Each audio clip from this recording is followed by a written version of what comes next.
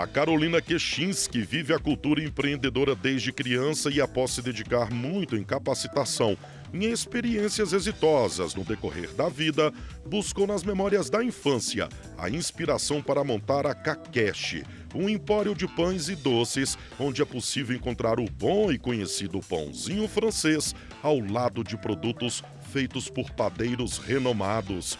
Um negócio dos sonhos que tem potencial para conquistar o país inteiro. Tudo bem? Meu nome é Carolina, eu tenho 44 anos, sou engenheira de alimentos por formação, tenho mestrado, doutorado e pós-doutorado em engenharia química. A minha profissão, eu já escolhi a minha profissão por causa da minha veia empreendedora, né? Então eu escolhi ser engenheira de alimentos porque eu sempre fui muito boa em matemática, desde pequena dava aula para os colegas, enfim. E sabia que ia ser algo que tivesse com as exatas muito demandada, né? E comecei a me mapear dentro das engenharias qual aquela que eu me identificava mais. Dentro da família tem engenheiro civil, tem engenheiro... É só família de engenheiro, tá? Então, eu já nasci predestinada a ser uma engenheira, né? E dentro das engenharias eu comecei a ver aquela que eu gostava mais, que me identificava mais. Tinham duas, tá? A engenharia genética e a engenharia de alimentos. Engenharia de alimentos era um curso novo que estava surgindo quando eu fiz, né? Então, saiu, lançou, eu peguei ele desde que começaram a construir esse curso, né? E sempre muito apaixonada por ele. Comecei a estudar e vendo assim quais são os negócios do futuro, quais são as tendências do mundo. E alimento é uma coisa que encanta, é gostoso, é bom de trabalhar e as pessoas nunca vão deixar de comer, né? Então, é um dos ramos que eu sempre acreditei muito. Eu tenho uma família que não é de empreendedores, né? Então, eu sou a única empreendedora, assim, diferente na família. Todo mundo sempre trabalhou, foi funcionário público, empregado. Então, às vezes eu perguntava se eu tinha sido achado no lixo ou não, né? Mas a minha mãe garante que eu era filha da família ali, tá tudo certo. Não, a minha irmã mais velha e eu somos muito parecidas, assim. Então, eu sei que né, tenho evidências que eu estou em casa. Mas com a veia empreendedora, eu sou a única. Então, eu sempre tive que buscar muito em quem me espelhar, em quem trabalhar. Eu tinha um padrinho, quando eu era bem pequena e bem criança, que ele era dono de um mercadinho. Então, eu ia para o Natal lá brincar com ele de que estava trabalhando no mercado. Então, com 7 anos, eu já brincava todo Natal de ir lá ajudar ele no grande fluxo do varejo, né? Então, eu sempre tive a sorte na vida de ter sido cercada de pessoas empreendedoras, não necessariamente dentro da família. Eu comecei a trabalhar desde que me casei, meu esposo e eu, a gente meio que se completou. Né? Eu sou muito da parte de rua, do operacional, do varejo, da operação, e meu esposo é aquela pessoa mais centrada, que faz contabilidade, que administra a empresa. Então a gente diz que tem a pessoa que mais voa, aquele visionário, eu faço mais esse papel, e meu esposo faz mais aquela parte do centrado, do caixa, do controle, né, das despesas. E isso é muito bom, esse contraponto é muito bom no relacionamento, né? Mas para trabalhar junto em família sempre tem muitos desafios, não é fácil, entende? Então a gente trabalha de um jeito que cada macaco no seu galho, cada um no seu canto, eu com a minha responsabilidade, ele com a dele, eu não me meto na dele, ele não se mete na minha e daí dá certo, entende? É o jeito que a gente encontra de que as coisas funcionem e dê certo.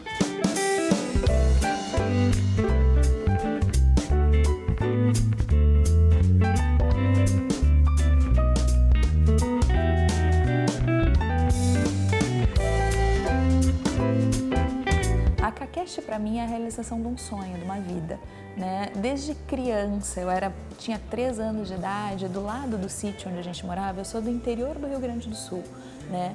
Eu morava num sítio e do lado desse sítio tinha uma padaria. E essa padaria, eu fiz um esquema com eles, 3, 4 anos de idade, tá? A gente trocava as terras onde eles colocavam os burrinhos por pão todo dia. Então, todo dia de manhã chegava um pãozinho na minha casa. E eu ficava esperando que pãozinho que ia chegar. Será que hoje é o croissant? Será que hoje é o pão francês? Será que hoje é a massinha? Então, eu tenho uma memória de infância de acordar assim 4 horas da manhã para ir correndo na porta ver qual era o pão que o padeiro tinha largado.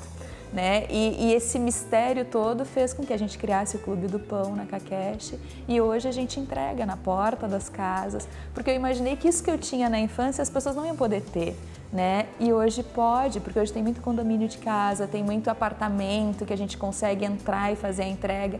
Então, o que a gente faz é uma coisa muito legal. Você acorda de manhã, abre a porta da sua casa e tem aquilo que eu tinha quando era criança, aquele pãozinho quentinho, fresquinho na porta de casa.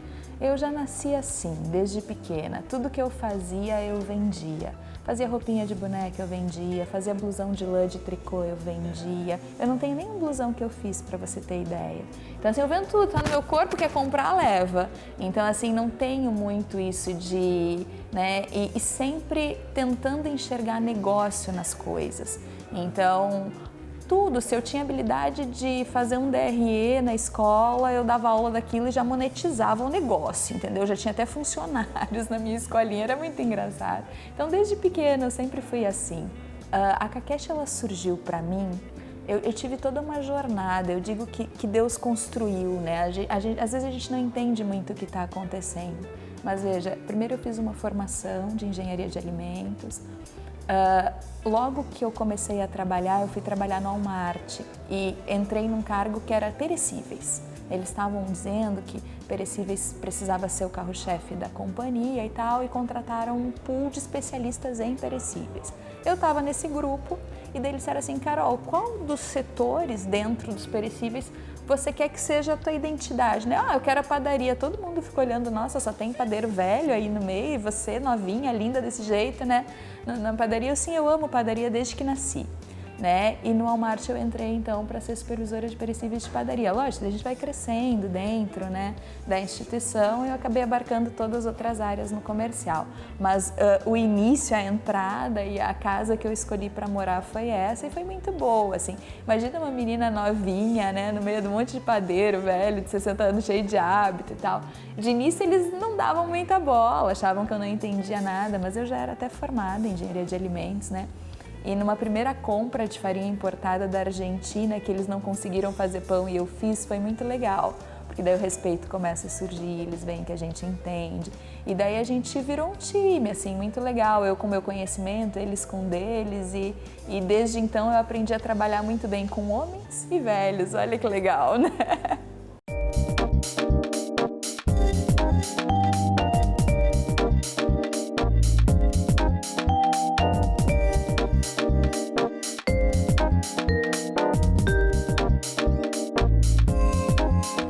Quando a gente já começou diferente, né? A gente montou a Caquest para ser franquia, porque na minha carreira eu comecei, depois de me formar em engenheira, depois de ser professora de gastronomia, né?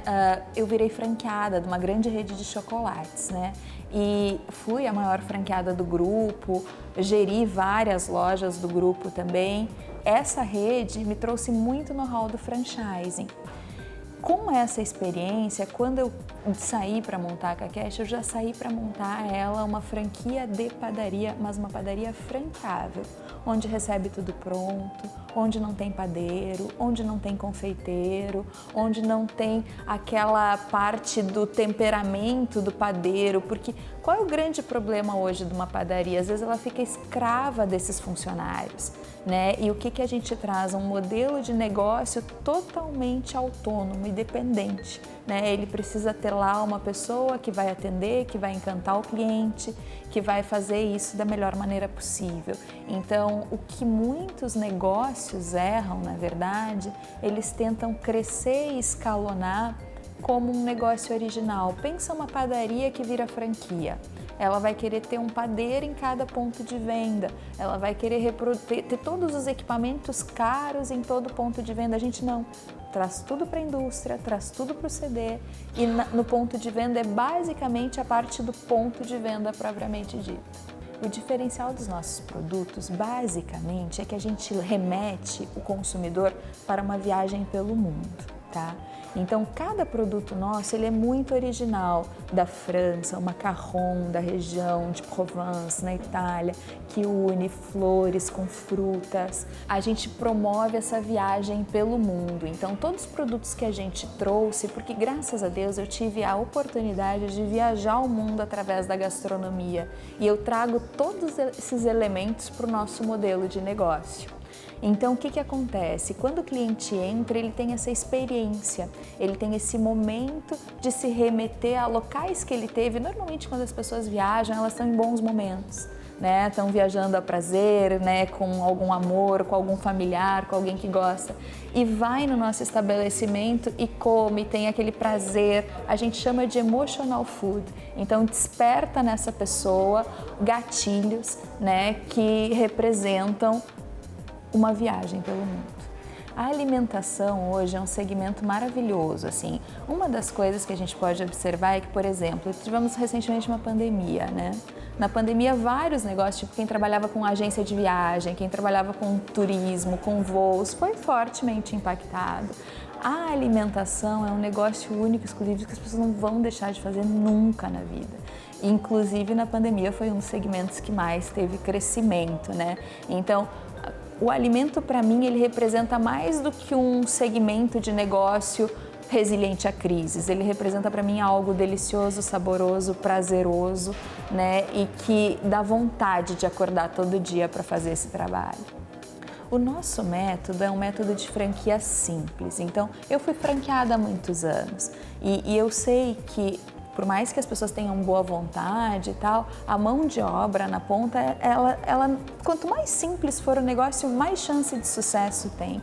Então, sempre que eu entro num negócio, sempre que eu vejo um negócio com a visão de escalonar, e assim como foi com a Kakeshi, a gente tenta tirar toda e qualquer burocracia do ponto de venda. Então, a gente tira RH, centraliza, a gente tira financeiro, centraliza, a gente tira padeiro e confeiteiro e centraliza e deixa no ponto de venda aquilo que é essencial. O que é essencial num ponto de venda? Encantar o cliente, seja num tempo rápido de preparo, seja num olhar, num carinho, num sorriso, numa agilidade de processo.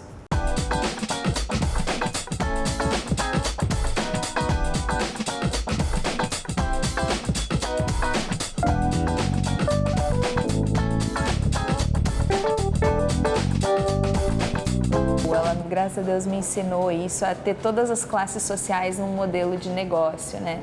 Então, a gente tem produtos que são lindos, maravilhosos, inspirados na nobreza francesa, ensinado dos ensinamentos da École Notre, que é uma das mais famosas de Paris, né? E, ao mesmo tempo, a gente tem pão na chapa com café expresso.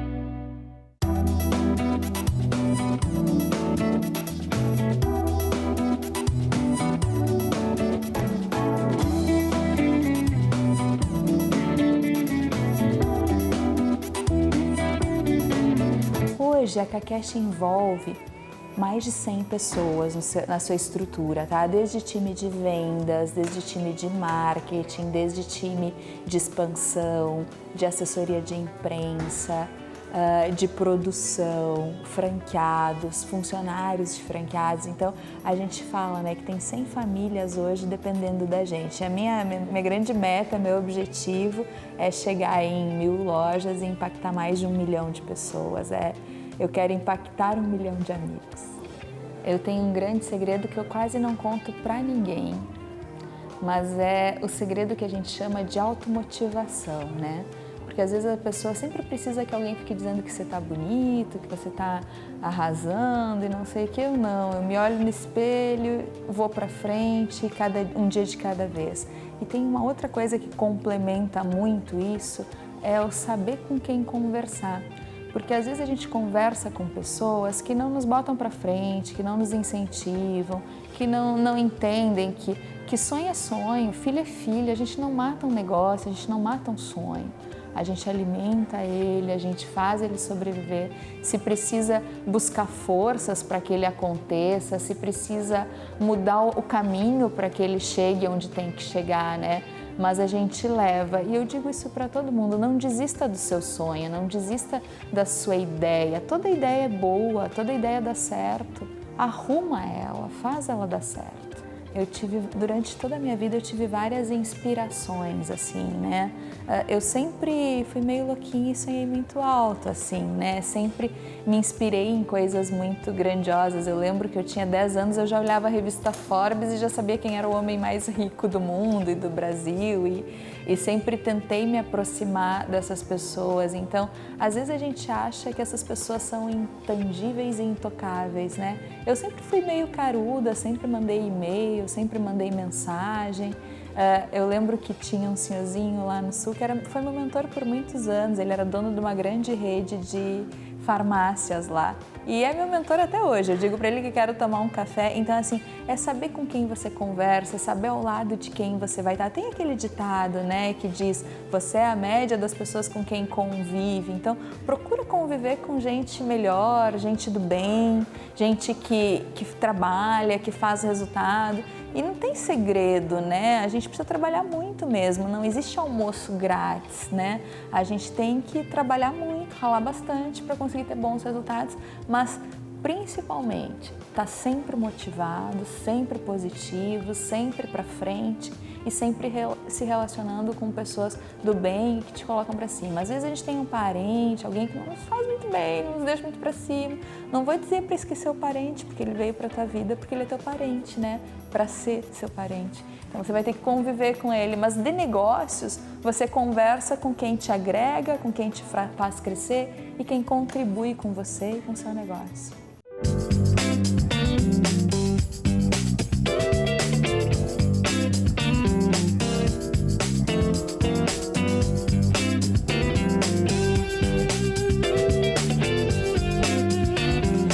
Eu sempre trabalhei muito pautada em planejamento, né? Então, cada coisa que eu fazia eu tinha um planejamento. Então, eu não nasci rica, eu nunca tive dinheiro, né? Então, a primeira sociedade que a gente fez foi numa rede de escolas. A gente entrou só com trabalho lá. E daí fizemos tanta coisa legal nessa rede de escolas que ela cresceu tanto que a gente saiu milionário de lá quando a gente vendeu a nossa parte. Então, foi meu primeiro milhão. Foi quando eu me tornei sócia dessa rede de escolas. Daí, o próximo milhão veio quando eu peguei parte desses milhõezinhos que eu ganhei lá na rede de escolas e investi nas franquias da Cacau Show, que foi a franquia que eu trabalhei muito tempo. Então, assim, a gente chegou a ter 28 lojas só nossa. Então, assim, e como é que fazia, né? As pessoas perguntam, como é que é o segredo desse dinheiro multiplicar? Gente, é não gastar. Você está crescendo, você não precisa aumentar o padrão de vida nem nada. Eu dava aula, com o dinheiro da aula eu conseguia me sustentar, então o que entrava do negócio eu reinvestia. Então a gente sempre trabalhou muito assim, né? Então os negócios sobreviviam de uma forma de alto reinvestimento total. Então com isso se cresce, né? Eu digo que o empreendedor ele cresce quando ele não come seu patrimônio, quando ele não mata o seu patrimônio, ele tem conta separada, né? Eu sempre que eu fui numa loja minha, eu pagava pelo café que eu tomava na minha loja. Então, às vezes chegava assim, amigo dizendo, eu sou amigo da Carol, me dá um chocolatinho. As meninas já sabiam que até eu pagava meu chocolate dentro da minha loja. Então, assim, qualquer pessoa que chegasse ia ter que pagar também, porque, gente, parece besteira, mas essa confusão de dinheiro pessoal com dinheiro da empresa é uma roubada, é aí que as pessoas se perdem na maioria das vezes, né? Então, essa separação dos negócios e saber muito bem quanto o negócio deu, ter esse número muito, saber todo dia quanto vendeu, quanto faturou, qual que é a meta, ter muito foco. Eu disse, não dá para ser Alice no País das Maravilhas, né? Você precisa saber onde quer chegar, traçar metas, objetivos e ver o que precisa para aquilo. Se é um curso, vem, faz o curso, te profissionaliza, né? Mas tenha um sentido, né? Então, toda a minha vida foi assim. E quando eu saí de franqueada a franqueadora, eu pensei, que negócio que eu vou abrir como franquia para ser minha, né, para se chamar de meu. Daí eu voltei lá para minha origem, lá para o meu início, lá para o meu primeiro grande amor, que foi a panificação. Atualmente, a parte de influenciadores e redes sociais, ela tem se tornado muito importante em todos os negócios, assim. Eu vejo com muita positividade o marketing de influência, né?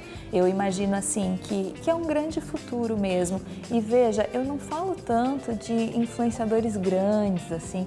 Os nano-influenciadores e micro-influenciadores hoje trazem tanto resultado e de um público muito nichado, muito segmentado. Os influenciadores de gastronomia, de viagem, de turismo nos ajudam tanto. Eu tenho tantos parceiros legais nessa área.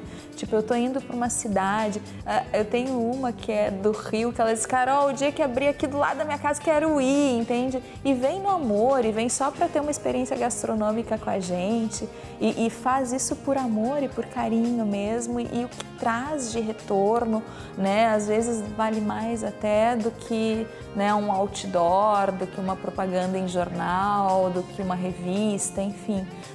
É um excelente meio de comunicação e divulgação dos produtos. O pessoal vende muito, né? Não menospreza marketing digital não, tá? Ele é o futuro do mundo.